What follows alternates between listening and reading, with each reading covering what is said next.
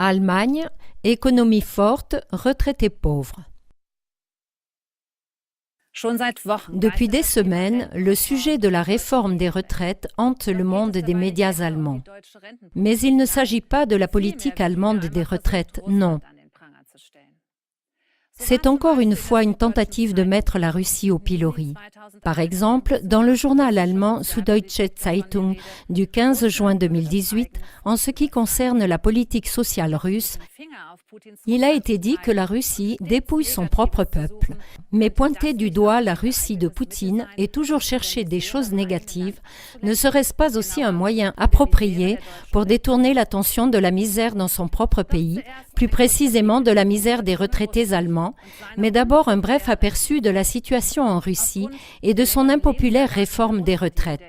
En raison de l'allongement de l'espérance de vie des Russes, qui a sensiblement augmenté à l'époque de Poutine, l'âge de la retraite doit être relevé pour la première fois depuis 80 ans.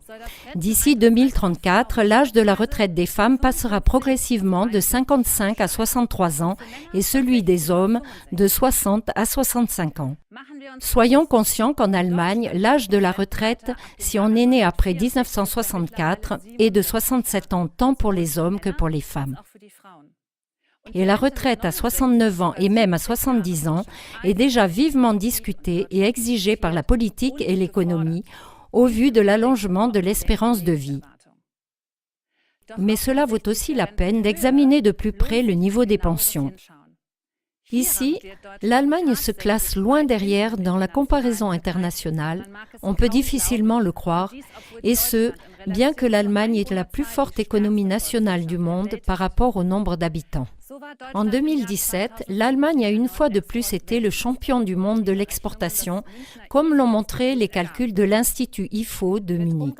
À l'équivalent de 287 milliards de dollars, l'excédent de la balance courante était plus de 2 fois plus important que celui de la Chine qui, sans déduire les importations, exporte le plus. Cependant, c'est une honte que par rapport à cette richesse supposée, peu en arrive au peuple qui travaille ou aux retraités. Après tout, le salarié allemand reçoit en fin de compte une pension de vieillesse tout à fait ridicule. Alors qu'un retraité italien reçoit en moyenne 2 409 € par mois, un retraité allemand moyen ne reçoit que 812 €.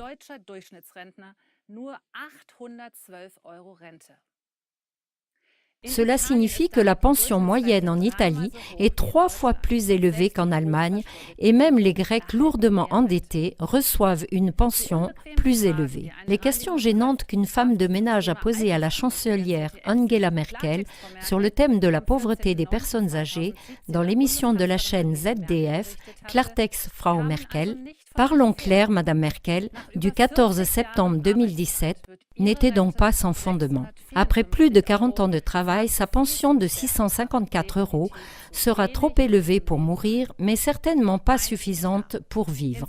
Une chose est claire, il est urgent d'agir en Allemagne pour une politique fiscale et une politique des retraites équitables et humaines.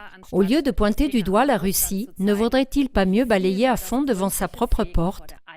Enfin, une citation de la femme de ménage mentionnée avant. Il est absurde que dans l'un des pays les plus riches du monde, les retraités soient traités de telle sorte que lorsqu'ils prennent leur retraite, ils ne peuvent rien faire d'autre que rester chez eux sans rien pouvoir se permettre.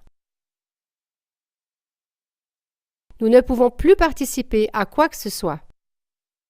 Et travailler dur pendant 40 ans et après recevoir 650 € pour cela,